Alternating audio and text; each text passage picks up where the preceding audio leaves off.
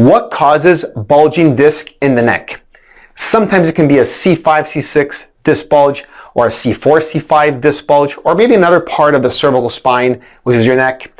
Disc bulges in the neck can cause tremendous amount of pain in the neck, limited mobility, discomfort, agony, and even arm symptoms like numbness and tingling. And many people come into my office with MRI reports already showing that they have a disc bulge in their neck, whether it's a C5, C6 disc bulge, or a C6, C7 disc bulge, or somewhere else.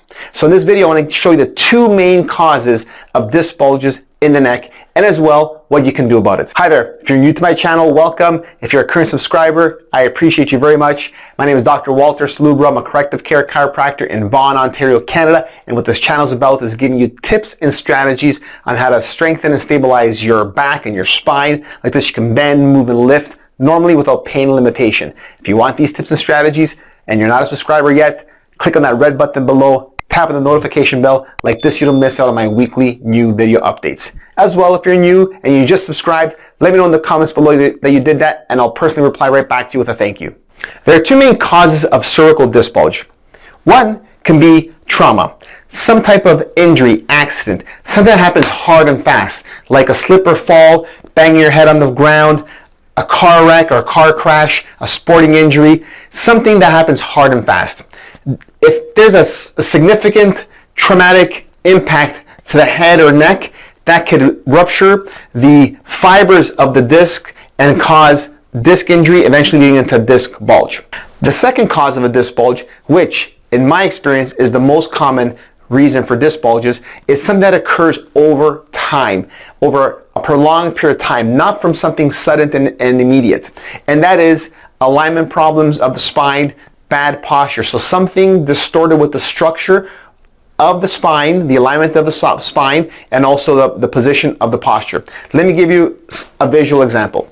So here's a model of the spine. Now we know the spine from the front should be straight, and from the side has curves. So the neck, for example, the cervical spine, it approximates the segment of a circle. So it's actually circular in shape. There's a uniform curve in the neck. And that's the ideal position from the side to have a curve, from the front to be straight, to provide proper support and also load or weight distribution along the actual column of the spine with the weight of the head and also the effect of gravity. So the load distribution on the discs is uniform and is actually the way it's designed. It's normal in the way it's designed. Now, if there's an alignment issue, let's say the neck lost its curve, so there's a loss of lordosis, or there's a kyphosis, or perhaps there's a forward head position. These are distortions and abnormal alignment of the spine. Because now the spine is out of alignment, the distribution of weight and loads on the actual spinal tissues like the discs are distorted. And because of that, it creates injury over time. So the spine has to adapt. It creates arthritic degenerative changes over time, and then the discs become damaged, the annular fibers tear, and they form a disc bulge or a disc herniation. And most of the time the disc bulge or disc herniation will go posterior or central, or perhaps even posterior lateral, and sometimes all the way lateral, affecting the nerves that come out from the actual lateral part of the spine. So that, in my experience, is the most common cause of disc bulges, is abnormal alignment of the spine. So if your MRI says that you have a cervical disc herniation, or a cervical disc bulge, or a cervical disc protrusion, or a C5, C6 disc bulge, or some other disc bulge in the cervical spine, then what I suggest is don't just stop with an MRI study. Look into what the alignment of the spine is doing from the front and from the side. Get an X-ray done of your spine, not just the neck, but the full spine. You want to see what the head and neck is doing in relationship to the thoracics and also lumbar spine and pelvis. That's super important. Now, you need that spine alignment analyzed. A corrective care chiropractor can analyze that for you. We know from research what the normal angles and curves should be in the spine. We can measure your actual spine and see if it's close to normal, average, or away from normal. And if it's away from normal, so if there's a kyphosis or a loss of lordosis, then that needs to be corrected.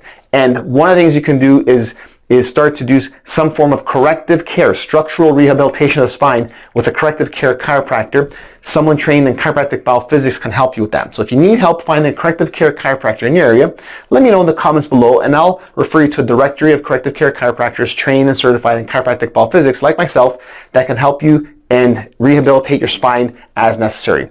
So it's important to get that structure of the spine corrected, stabilized in its proper position to reduce the ongoing stress and damage of those disc bulges in the cervical spine over time.